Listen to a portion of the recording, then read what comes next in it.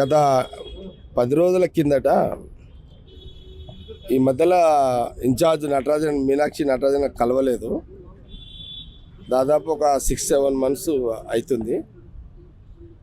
సరే ఈ మన 10 days బ్యాక్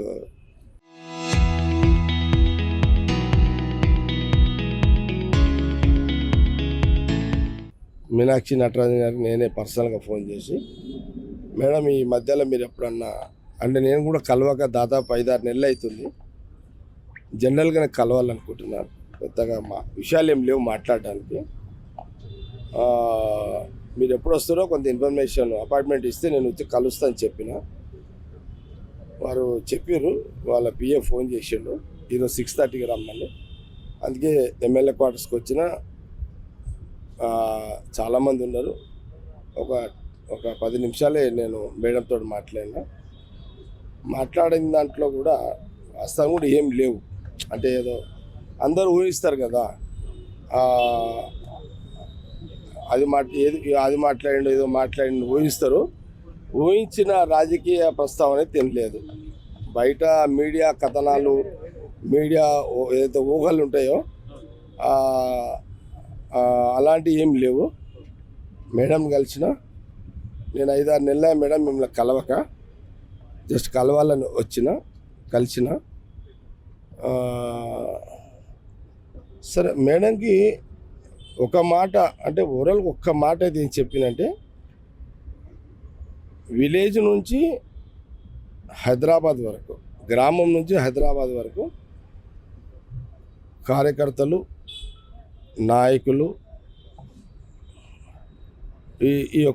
ఈ వ్యవస్థని అందరిని కూడా ఒకసారి ఒక టీమ్గా మనకి, ఎందుకంటే మనకు 2.5 సంవత్సరాలు ఉంది. మన గవర్నమెంట్ కూడా ఇప్పుడు 2.5 years అయింది కదా, మనకు 2.5 సంవత్సరాలు ఉంది.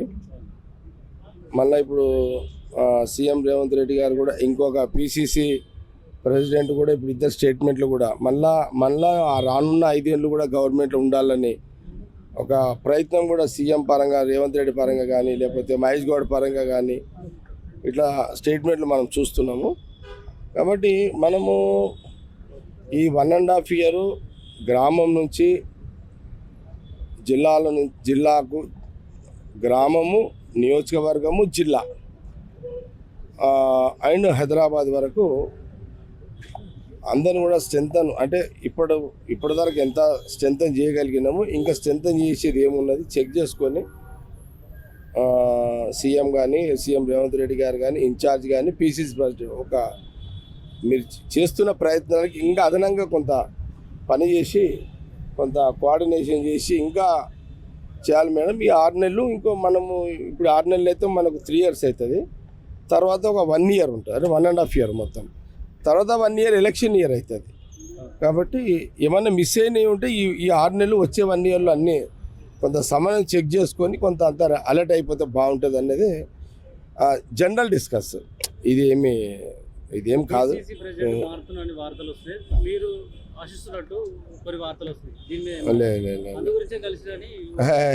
అందుకే నేను ముందే చెప్పిన, మీరు ఏదో ఊహించుకొని నన్ను అడుగుతారు, మీరు ఏదో ఊహించుకుంటారు. ఊహాగానాలు జవాబు చెప్పలేను. న్యాయంగా నిజంగా చెప్తున్నా, నేను 5-6 నెలల నుంచి మేడం కలవలేదు. మేడం మా ఇన్ఛార్జు, ఓ సీనియర్ నాయకుడిగా, జగ్గారెడ్డిగా నేను కలిసిన.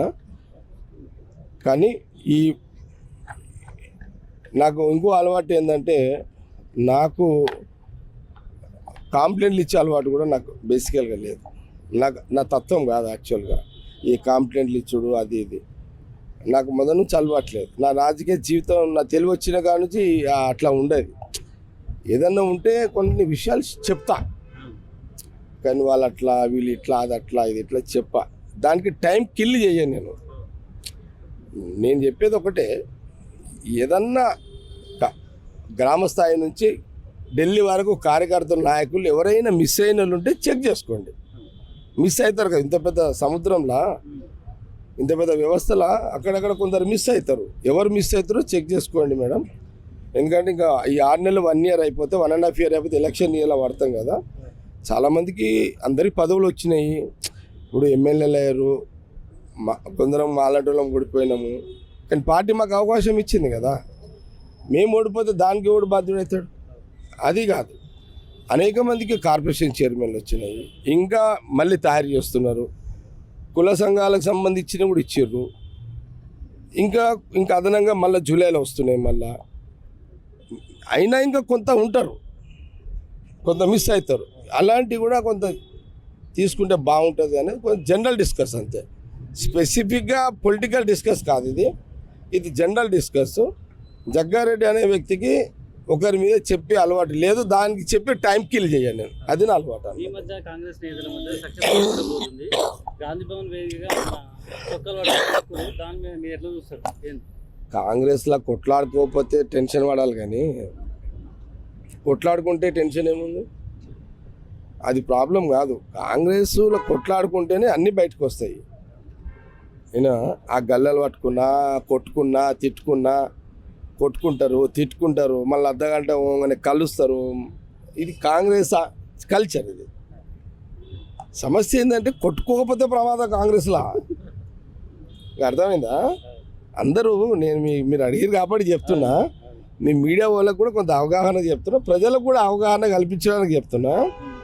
కాంగ్రెస్లో కొట్టుకోకపోతే ప్రమాదము, కొట్టుకుంటే రాజకీయంగా కాంగ్రెస్ పార్టీ ప్రమాదమే ఉండదు. కాబట్టి కాంగ్రెస్ అల్టిమేట్ ఎందుకు కొట్లాడతారు, ఎందుకు కొట్టుకుంటారు? నా సెక్షన్ పబ్లిక్ న్యాయం చేయాలి, నాకు ప్రాధాన్యత ఇయ్యని కొట్లాడతారు. అర్థమైందా? నిన్న హైదరాబాద్ ఇద్దరు ముఖ్య నాయకులు కొట్లాడుకురు. దాని అర్థమైంది, నా నియోజకవర్గము ప్రజలకు, కార్యకర్తలకు అని ఒక నాయకుడు, మా ప్రజలకు నా నియోజకవర్గంలో నా నాయకులు అని అట్లా. ఇది ఇక్కడ రాజకీయ బలాలు నిరూపించుకునే. ఇప్పుడు ప్రాంతీయ పార్టీలు ఏముంటుంది, కూర్చోమంటే కూర్చోవాలి, నిలవాలంటే నిలవాలి. బీజేపీ దాంట్లో కూర్చుడు ఉండదు, లేసుడు ఉండదు. కాంగ్రెస్లో అదే కదా. కాంగ్రెస్ ఉన్న స్వతంత్రంలోనే ఎవరు క్యాస్ట్ నాయకులు ఆ క్యాస్ట్ కోసం కొట్లాడతారు. ఏ మతానికి సంబంధించిన నాయకులు మా పార్టీలో ఆ మత ప్రజల కోసం కొట్లాడతారు. కాంగ్రెస్లో ఇండివిజువల్ ఏముంటుంది? నిన్న మా నాయకులు హైదరాబాద్లో ఇద్దరు గొడవ పడ్డారు. చూసిన సోషల్ మీడియా, టీవీలలో, ఛానళ్ళలో చూసిన, వేసారు. దాని అర్థమైంది, వాళ్ళ రిప్రజెంటేషన్ కోసం వాళ్ళు కొట్లాడు. వాళ్ళంటే వాళ్ళ నియోజకవర్గ కార్యకర్తలు, ఆ నియోజకవర్గాల ప్రజల రిప్రజెంటేషన్ కోసం వాళ్ళు కొట్లాడినాడ. సరే, మీకు మీడియాకి ఇంకోటి అవసరము కాదు, మీ తప్పు కాదు, అది వాళ్ళ తప్పు. కాంగ్రెస్లో ఇలాంటి జరుగుతుంటేనే కాంగ్రెస్ అని చాలామంది ప్రజలు కూడా ఇష్టపడరా? మీరు కూడా ఎందుకే, మీకు కూడా కావాలి కదా మీడియా వాళ్ళకు. ఇప్పుడు మా వాళ్ళు ఇద్దరు ఆడగొట్టుకోకపోతే మీకు న్యూసే లేదు.